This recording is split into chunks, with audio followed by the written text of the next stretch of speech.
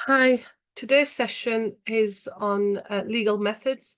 My name is Shazia Khan, and we'll be doing learning outcome 3 today, which is to understand the structure of the legal profession, the judiciary, and the jury and the magistrates. In the last couple of sessions, we looked at the sources of law. We also looked at the different types of rules that apply. We looked at the different hierarchy of courts, but not in detail, and I think today we'll be going in more detail with that. We also looked at the mischief rule, the purposive rule, literal rule, and the golden rule, and how judges and judiciary use that. We looked at the court system, but very briefly, which we'll be going into detail today. We also looked at the system in regards to the EU courts. And today we'll be looking at learning outcome 3, following on from them, which is looking at understanding the structure of the legal profession, the judiciary and the jury and the magistrates, as each of these has a different role. So a recap from last session. So we looked at the hierarchy of the civil courts in the UK. So we have the Supreme Court of UK. We have the Court of Appeal, the High Court, the Queen's Bench Division within the High Court, the Family Division within the High Court, the Chancery Division within the High Court, the County Courts and the Tribunals. We then, within the Supreme Court, the Civil and Criminal Courts, we looked at the Court of Appeal. We identified the Crown Court, Magistrates Court for the criminal side, and then for the civil side, we looked at the Court of Appeal, High Court of Justice, which is Queen's Bench Division, Chancery and Family Division, and we looked at the county courts. So 3.1 is to analyse the structure of the criminal and civil courts. So a court hierarchy establishes which decisions are binding on which courts. There are a number of exceptions and complications to what follows, but in general, for most purposes, the higher up the court in the hierarchy, the more authoritative its decision. Authoritative in that sense, decisions of the High Court will bind decisions of the lower court to apply the same decided principles.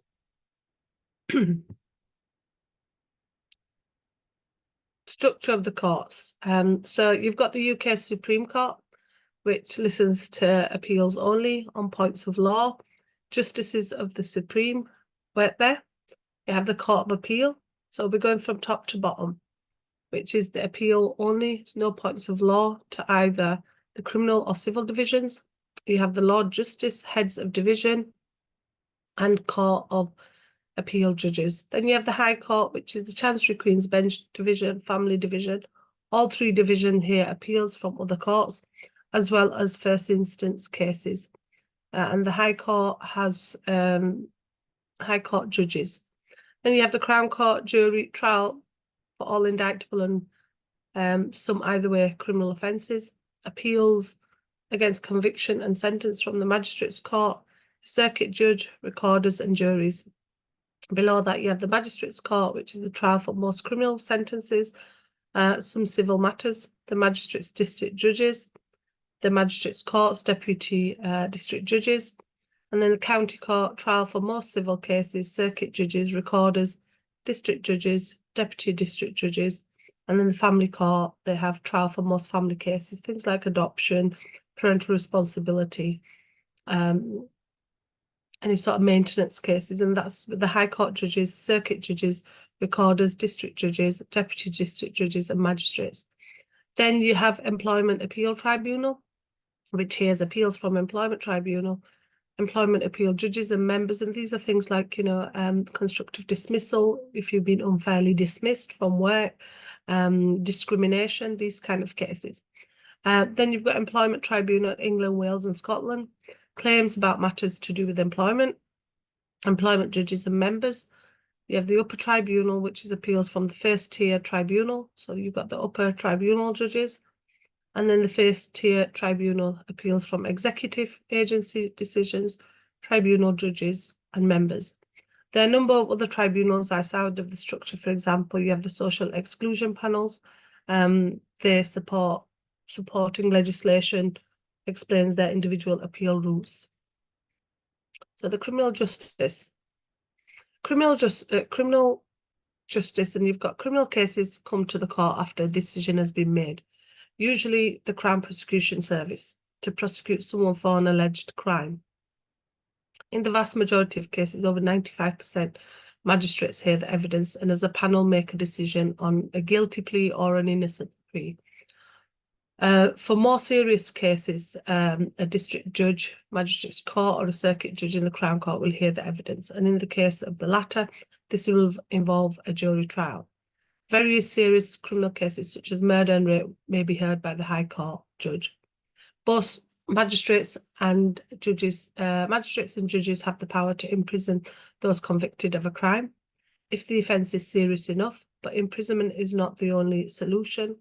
A judge or magistrate can order a community punishment or put an individual under some sort of control order where their movements or activities are restricted.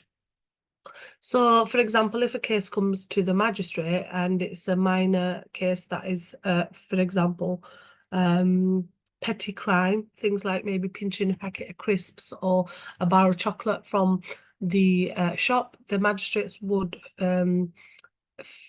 see that case as fit to deal with at the magistrates' court because of the severity of the case.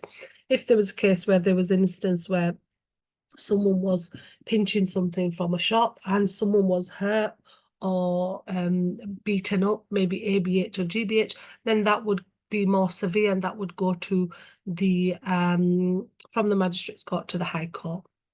But they would look at the severity of the actual crime. Court of Appeal, Criminal Division. The Lord Chief Justice is the President of the Court of Appeal. Criminal Division, he's supported in this role by a Vice President, which is judges by a Vice President, judges in the Criminal Division. Here, appeals in criminal courts and criminal matters from the Crown Court. In the Criminal Division, the bench usually consists of a Lord or Lady Justice and usually consists of a Lord or Lady Justice and usually 2 High Court judges. So this is the hierarchy that we've kind of been through a little bit earlier on as well. So the House of Lords at the top, Court of Appeal, High Court, the House of Lords now Supreme Court, and then you've got the Crown Court, Magistrates Court and the County Court and Tribunals. High Court, Criminal Division. High Court judges can hear the most serious and sensitive cases. In the Crown Court, for example, murder, and some sit with appeal court judges in the Criminal Division of the Court of Appeal. Most High Court judges sit in the Queen's Bench Division. They will also deal with, at first instance, with more serious criminal cases heard in the Crown Court, and relatively early in the careers can be appointed to hear serious criminal matters in the Crown Court centres out of London, known as being on circuit. Circuit judges in criminal law. Circuit judges may deal solely with civil, family or criminal work, or divide their time between the 3. Most Crown Court cases are heard by circuit judges, although less complex or serious matters may be dealt with by the fee-paid recorders. Some cases from Magistrates' Court will come to the Crown Court to be heard by a circuit judge. For example, if the defendant has opted for a trial by jury or the magistrates decide they do not have sufficient sentencing powers to deal with the guilty plea. Magistrates can impose a maximum of 6-month sentence for a single offence with a total of 12 months for multiple offences. Now, if it's the magistrate feels like that they cannot deal with the case at the magistrates due to the severity of the case and the sentencing powers they have, they will refer this to the Crown Court because it will be dealt with by trial and by jury. Civil court structure. Civil and criminal law differ so much in substance and procedure that they are best administered in separate courts. The civil court structure consists of Magistrates' Court, County Court, High Court, Court of Appeal and Supreme Court of the UK. So the Magistrates' Court hears small domestic matters. family proceedings, for example, financial provisions and care orders, custody or adoption, and they are heard in a different court within the magistrates' court. Enforcement of local authority, charges and rates, the personnel that actually work within the magistrates' court, so people who work within the magistrates' court. So you've got the district judges, the professional paid magistrates who sit alone. Magistrates are justices of peace, are laypersons, so selected by the Lord Chancellor, currently Kenneth Clarke. They sit voluntarily and are paid through allowances for loss of earnings, mileage and substance.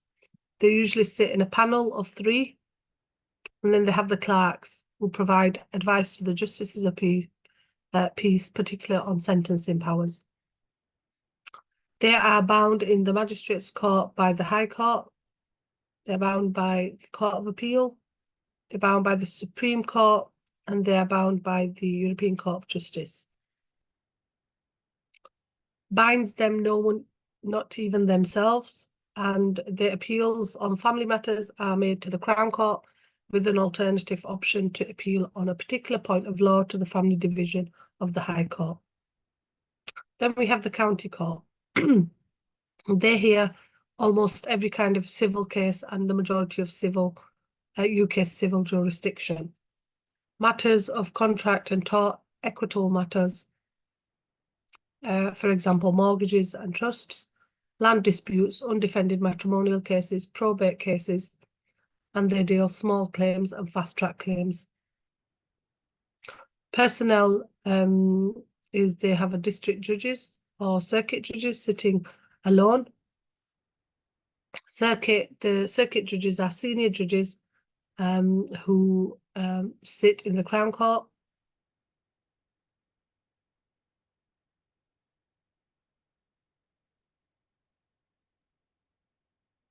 Who sit in the Crown Court, County Court, and certain specialised subdivisions of the High Court. Then they have part-time circuit judges are known as recorders, usually practising barristers or solicitors.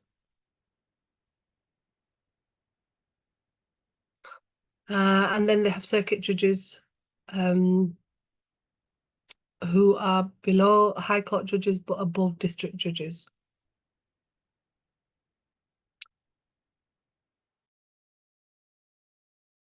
Then they're bound by the High Court, Court of Appeal, Supreme Court, and the European Court of Justice. And who binds them? No one, not even themselves. Most appeals are appeal to the relevant division of the High Court, although some have a direct right of appeal to the civil division of the Court of Appeal. Now, just going back to what they hear, small claims and fast track. If you don't know the difference between one, it's small cases where if you take a case to a small case claims, it is the debt is below £10,000 in England and Wales, and it's more likely belong to a small claims court. And these types of claims are usually much simpler to deal with, and reaching a hearing is usually within 6 months. And courts can attempt to settle the debt by mediation, often done by the phone. Then you've got fast track, which is reserved for claims between 10,000 and 25,000, and the hearing can last 1 day and usually takes up to a year to reach it. Then you have the other one, which is not mentioned there, which is a multi-track one, is for claims that surpass 25,000. Usually more than 1 day is allowed for a hearing, but depending on the complexity of the whole case, it can take anywhere between 1 and 2 years to hear the hearing. And the courts generally encourage mediation, but opposed to the small claims, hear both parties and settle it before it goes to court. The Crown Court. So these hear only a few cases on civil law, appeals from Magistrates' Court on matters of affiliation, betting, gaming and licensing. The personnel, the people that work at the Crown Court are the High Court judges, the third highest level of judge in England and Wales, circuit judges, and records as part-time circuit judges. They're bound by High Court, Court of Appeal, Supreme Court and the European Court of Justice. And who binds them? No one binds them, but its decisions are reported more widely, so are more authoritative. And the appeals, there's non-appeals in this in the Crown Court. The High Court, they hear cases at the first instance of the high-profile ones, so high-value cases. So multi-track cases, which we mentioned, or those that suppress over £25,000, and they're split into 3 separate divisions: Queen's Bench Division, Chancery, and Family Division. They are staffed by High Court judges, one usually sitting alone, but in some instances, particularly in the Queen's Bench Division, are handled before a divisional court. The divisional court sits with at least 2 judges. The usual constitution is 1 Lord Justice of Appeal, Appeal Court Judge, and a High Court Judge. They are bound by the divisional court when a judge sits alone, or all division. Courts, when judges are together, they're bound by the Court of Appeal, and they're bound by the Supreme Court and the European Court of Justice. They bind Magistrates Court, County Court, Crown Court, also divisional courts when judges sit together, and their appeals are made to the civil division of the Court of Appeal, and in leapfrog procedure direct to the Supreme Court of Appeal courts, which is the highest court in the UK. The Queen's Bench Division hears matters of contract law, personal injury, and negligence. Hears appeals by way of case stated from the Magistrates County Court and some from the Crown Court. The specialised courts of the Queen's Bench Division and are the Technology and the Construction Court, dealing with building, engineering and technology disputes. The Admiralty Court, dealing with the maritime contracts, torts, injuries, etc. The Commercial Court, dealing with any disputes arising from the transactions of trade and commerce, i.e. banking, services, import and export of goods. And finally, the Administrative Court, dealing with disputes concerning the exercise of public power, for example, taxation, child custody, environmental licensing, etc. And the President of the Queen's Bench Division is Sir Anthony May. The Chancery Division hears matters relating to business law, trusts, probate and land law. It has specialised courts, the patents, dealing with matters relating to intellectual property, and the Companies Court, dealing with matters regulated by Companies Act. The Financial Services and Markets Act 2002, the Insolvency Acts, and the Company Directors Disqualification Act 1986. And they hear all tax appeal matters. And the head of the Chancery Division is Chancellor to the High Court, currently Sir Andrew Morritt. Family Division, they hear matrimonial cases, family property cases, proceedings relating to children, wardship, guardianship, adoption. Here's appeals from Magistrates Court and County Court on family matters. The President of the Family Division is Sir Nicholas Wall.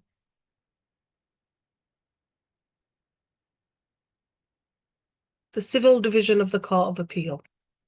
So they hear appeals from the High Court, county courts, and from other certain tribunals: immigration, employment, it could be housing, it could be education. It is the highest court within the senior courts, and it may uphold or reverse the decision of the inferior court, or it can order a new trial. The people that work within the court are Lord Justices of Appeal, but sometimes High Court and Circuit judges are allowed to sit. President of the Court of Appeal, the Master of Rolls, is currently Sir Anthony Clark, who is the head of civil justice, and they're bound by its own decisions. Supreme Court's decisions subject to exception, as the case mentioned, Young and Bristol Aeroplane Company, 1944, and the European Court of Justice. And it binds all inferior English courts, so magistrates, county, crown, and high court, and it binds itself. And the appeals that it deals with lie to the Supreme Court for the UK. Supreme Court for the UK. In 2009, the Supreme Court replaced the Appellate Committee of the House of Lords as the highest court in the UK. It hears matters such as the role of the Supreme Court is to act as a final appeal court in civil cases in the UK and hears appeals on arguable points of law of general public importance. The famous case that I can mention that was heard there was the Brexit, the issue around opting out of Brexit and us opting out of the EU. The personnel is staffed by 12 judges, known as Justices of Supreme Court, including a President, Lord Phillips, and a Deputy President, Lord Hope. The justices are explicitly separate from the government and Parliament. Cases are typically heard by panels of 5, 7, or 9 justices who give their decisions collectively rather than individually.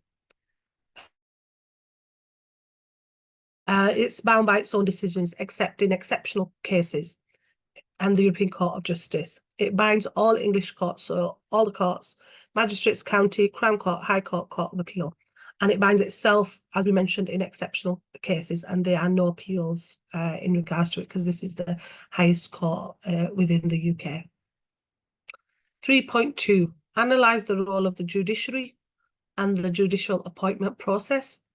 So the judicial appointment system in England and Wales has changed with the introduction of the Judicial Appointment Committee, which is referred to JAC. This is an independent, non-departmental public body which was created on April 2006 under Section 61, subsection 1 of the Constitutional Reform Act 2005, to be responsible for the selection of the candidates for judicial offices in England and Wales. Historically, that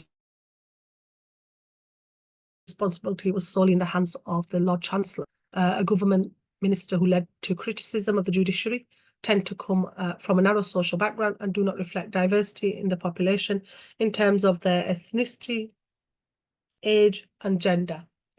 The Independent Judicial Commission, JAC, selects candidates for judicial office on merit through fair and open competition from the widest range of eligible candidates. Under the Constitutional Reform Act 2005, JAC will select the candidates for the judicial office solely on merit and people of good character, Section 63 of the Act. And having regard to the need to encourage diversity in the range of persons available for selection for appointments, and that's Section 64 of the Act. Judicial appointment system. So prior to the broad discussion of the appointment process of the judges, 2 acts prior to the Constitutional Reform Act 2005, namely the Courts and Legal Services Act, CLS Act 1990, and the Tribunals, Courts and Enforcement Act, TCE Act 2007, need to be considered as a brief as the qualifications required to become a judge. The CLSA 1990 introduced the major changes to the disqualifications required for fulfilling the position of judges, where the judicial appointment is still essentially dependent upon the rights of the audience in the higher courts. But the monopoly of the bar to rights of an audience in such courts was effectively demolished. It opened up the possibility of achieving judicial office to legal practitioners other than barristers. And this was quite good because it opened up the floodgates to allow solicitors to have rights of audience rather than only barristers, which was quite a good thing to do. The introduction of Section 50 of the TCEA 2007, the judicial appointment eligibility condition, introduced a long list of possible candidates for the position of judicial offices in England and Wales, which encourages more diversity in the judiciary. The present judicial appointment system is that the Lords of Appeal and the Lords of Justice of Appeal are currently appointed by the Queen on the advice of the Prime Minister and High Court, which is the King at the moment, and High Court judges, circuit judges, recorders and district judges, which is Magistrates Court, are appointed by the Queen on the advice of the Lord Chancellor, while district judges and lay magistrates are appointed by the Lord Chancellor directly. And above the entire situations, the Judicial Appointment Commission, JAC, will select the most competent person recommended to the Lord Chancellor under the Constitutional Reform Act 2005. The Lord Chancellor would continue to recommend individuals for appointment to the judiciary to the Queen, but will no longer be involved in the recruitment and selection process. And as we refer to it as the Queen, it is the King. The process of appointment. So qualifications of judges. So firstly, they need intellectual capacity. Secondly, personal qualities. Thirdly, an ability to understand and deal fairly. Fourthly, authority and communication skills. And fifthly, efficiency. Selection process of judiciary. Under Section 26, the judges of Supreme Court are selected. Under Section 27 to 31, Lord Chief Justice, Master of Rolls and Heads of Division are selected. Under Section 68 to 75, Lords of Justices Appeal, Section 76. Section 76 to 84 is pursuant judges and holders of offices, Schedule 14, for example, circuit judges, recorders, district judges, tribunal members, Section 85. 3.3, analyse the function of the jury in criminal cases. So what is the function of the jury? And when we talk about the jury, obviously people identify them as they are just individual people that deal with the issues around what they've been given. So they'll be given a case, and it's a jury of 12 people. It is their function to assess the credibility of a witness with the measure the weight that should be given at any piece of evidence, and to determine the existence of non-existence of the facts of the case. Once the jurors have been called and not challenged, they take the jury oath and place it in a jury box. As we mentioned, if someone is accused, if someone is accused of a crime for murder, they have the right to be tried in front of a jury. Jury, as I mentioned earlier, is made up of 12 people who are chosen at random to hear the evidence and decide if the accused is guilty or not. Juries are only used in a limited number of civil cases. However, they have a dual role when they are used. The jury will decide, as I mentioned, upon the facts of the case to find out whether the claimant has proved his case or not. The jury listens to the evidence during a trial and decides what facts the evidence has established and draws inferences from the facts to form the basis for their decision. The jury decides whether a defendant is guilty or not in criminal cases and liable or not in civil cases. The jury in criminal cases. Although juries are very important in criminal justice system, they actually deal with only in a minority of the cases. Criminal offences are classified in 3 categories. Summary offences are the minor offences and less serious and are triable only in the magistrate's court. For example, minor traffic offences. The most serious kind of offence is indictable only, which must be tried in the Crown Court. Between these extreme kinds, there is another kind of offence called a triable either way. Such cases, as it is clear from the name, can be tried either in the magistrate's court if the magistrates are willing to hear the case and defendant consents, or in the Crown Court. In these cases, the defendant has the right to insist on being tried in the Crown Court, so either the magistrates or the defendant can opt for a trial in the Crown Court. So jury can try a case in the Crown Court, and if the defendant pleads not guilty and the trial proceeds further, he or she will be tried before a jury. The majority of criminal cases are summary only because they are least serious and commonly committed, and as a result of 95% of the cases are heard in the magistrate's court, where the juries have no role. This also includes those cases in which accused pleads guilty in either way offences. Out of the remaining 5% of the cases heard in the Crown Court, in the majority of cases, either defendant pleads guilty, so there's no need of a jury, or the judge directs the jury that the law demands that they acquit the defendant. As a result, the juries actually decide only 1% of criminal cases. But on the other hand, this 1% amounts to 30,000 trials, and their most serious ones come before the court. It is very difficult to answer that why defendants opt for a Crown Court trial instead of a magistrate court, but research shows that there's a perception that there are more chances of acquittal before a jury than magistrates. This perception is borne out by statistical evidence showing acquittal rates for approximately 40% in jury trials as compared with 25% in magistrates court.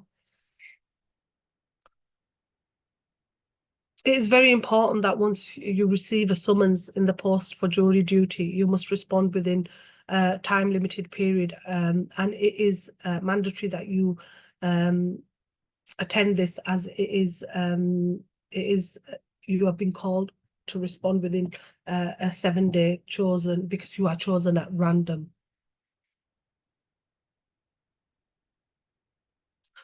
3M1, which is analyse parliamentary and governmental efforts to widen access to legal profession. So here you need to study the Constitutional Reform Act 2005. What does the Constitutional Reform Act do? So the Constitutional Reform Act modifies the office of the Lord of Chancellor and makes changes to the way in which some of the functions vested in the offices are to be exercised. So the Act also creates the Supreme Court of the UK and abolishes the appellate jurisdiction of the House of Lords. And to get more information on the Constitutional Reform Act and its role and function, please go on to Moodle to look at the additional resources available for you in regards to the constitutional reforms. So the Hazel Green Report. This is also on Moodle, and this looks at the constitutional reform process. What did the Legal Services Act of 2007 do? So the Legal Services Act 2007 is an act of the Parliament of the United Kingdom that seeks to liberalise and regulate the market for legal services in the UK, in England and Wales, and to encourage more competition and to provide a new route for consumer complaints. Currently, the review, the LETR review, is on Moodle. So if you go on LETR on Moodle, the review and the report is there, and the link is there for you to go on for any sort of additional reading around the Legal Services Act. Compare and contrast the benefits and drawbacks of different types of alternative dispute resolution, and that's AC3M2. Here you need to do a table for the advantages and disadvantages of alternative dispute resolution, and there is an article there that you can look at in regards to the alternative dispute resolution and what it is and the advantages and disadvantages around it, because there's, alternative dispute resolutions are used a lot within UK. And the reasoning behind why they use it is because that it's a form of mediation rather than going to court. So people tend to use alternative dispute resolution because it is a way of solving disputes, but it's a way of dispute resolution, and parties tend to use it quite a lot. Article there that you could go into looking at the advantages and disadvantages, which is also available on Moodle for you to have a look at. So if we go into just talking about alternative dispute resolutions a little bit more, it's mainly there for people to avoid them from going to court. And the government in the UK tends to want to encourage more alternative dispute resolution to make it easier, more accessible for businesses to mediate, and forms of ADR, mediation, arbitration, and these are done through techniques with different organisations to try to get the individuals to mediate. Now there's a quiz there. So this looks at what did the Constitutional Reform Act do, which is an act of UK Parliament that was divided into 3 parts. The first reformed the office of Lord Chancellor, second created and set framework for UK Supreme Court, and the third regulates the appointment of judges. Then the quiz asked is what is the Legal Services Act 2007? The Legal Services Act 2007 is an act of Parliament of the UK that seeks to liberalise and regulate the market for legal services in England and Wales to encourage more competition and provide a new route for consumer complaints. So it was the legal aid system. What is ETR review, legal education and training review. Education and training requirements are regulatory tools used to ensure that individuals and firms meet the standards of professional and ethical competence required across the workforce. As the nature of service delivery in the legal sector has changed, training requirements have remained broadly the same. This has created a disconnect between education and practice, and the LSB engaged with the review of education and training led by the Solicitors Regulation Authority, the Bar Standards Board, and the ILEX Professional Standards. The review, the first of scale since 1971, delivers a strategic assessment of the needs of the workforce in 2020 and was published in 2023. References for this session are in the judiciary. They're all there, the highlighted references. Now we will be looking at the European Court of Human Rights and the importance of this within the UK structure. So the European Court of Human Rights in the Supreme Court for those European states that have signed up to the European Convention of Human Rights, currently all except Belarus. It established in Strasbourg, France in 1959. The aftermath of World War II, and its aim was to protect the civil and political rights of citizens. It will hear cases when all domestic legal avenues have been exhausted, and any individual that feels like their human rights have been violated can bring an action against those responsible. Since the Human Rights Act 1998, the UK has incorporated the European Convention of Human Rights into UK law. And one judge per se assigned to the convention, currently 46. And it's currently led by Jean Costefans. The European Court of Justice is the highest Supreme Court of the European Union in matters of EU law. They are tasked with interpreting EU law and ensuring that it is applied fairly and equally across all EU member states. They are based in Luxembourg and established in 1952. One judge per state, currently 27. They normally hear cases in panels of 3, 5, or 13 judges, and they're currently led by Vasilios Skouras, which is the Greece. The Privy Council. Now, the Privy Council, the Judicial Committee of the Privy Council,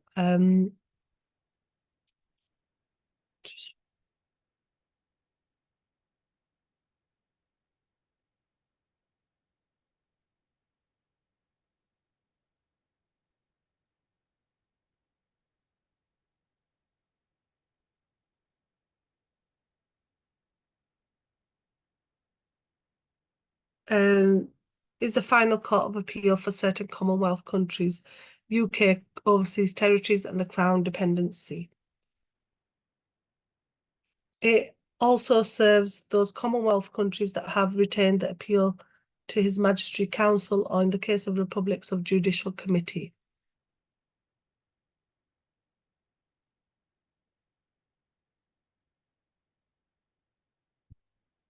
It's established in 1833. And it is one of the oldest parts of the government. Its current president is Nick Clegg. And it is the Judicial Committee consists of Supreme Court justices and some Commonwealth judges.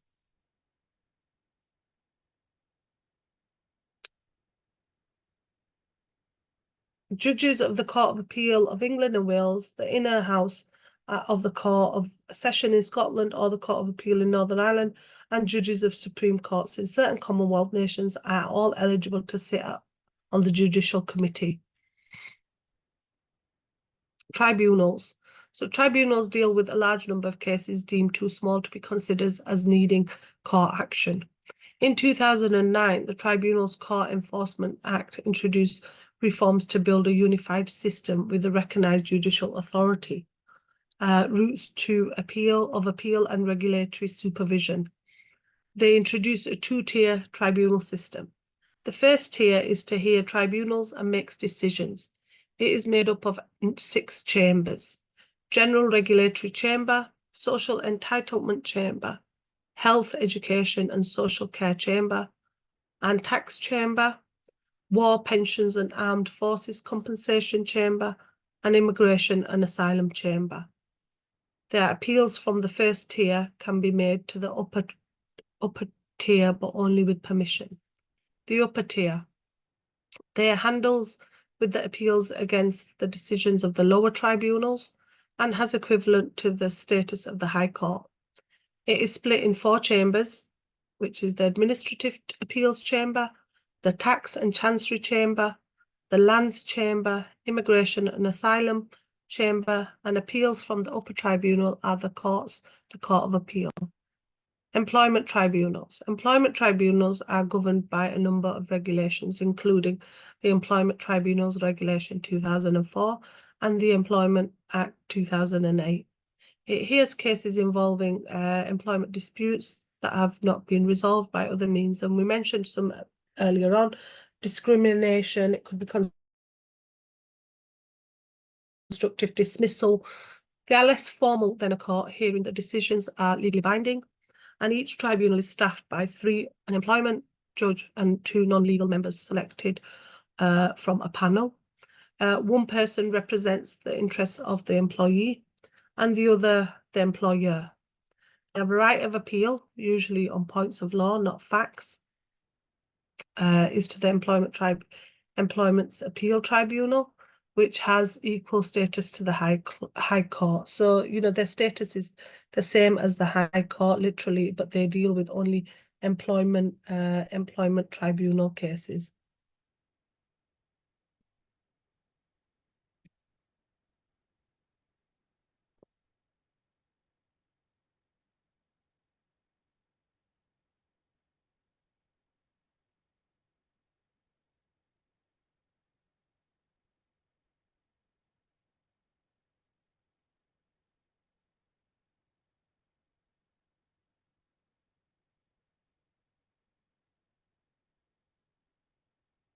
So if you wanted a case to go to the Employment Tribunal, it's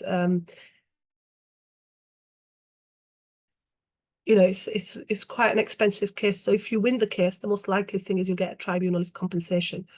And sometimes if you're dismissed in a case for a tribunal, it's rare for a tribunal to order your employer to give you your old job back. And, you know, there are different grounds for tribunals. So things like, you know, as we mentioned, unfair dismissal, wrongful dismissal,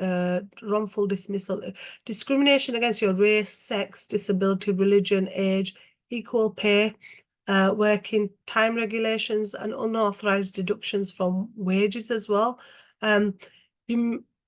It is, you know, there are advantages and disadvantages of bringing a claim against an employment tribunal, and things like, you know, you may not be getting the result you want, or the advantage is you may get more than you wanted. So, you know, it's important in regards to this, and it's important that they have the same status as the High Court, because they are quite important cases on discrimination, how someone is dismissed maybe on their disability or age.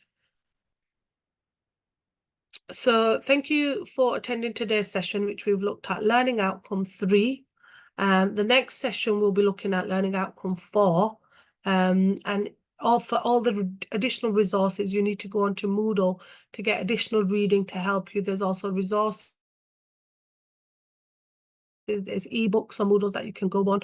If you have any questions, please email learnerworks@ukvarsity.co.uk. Thank you for attending this session.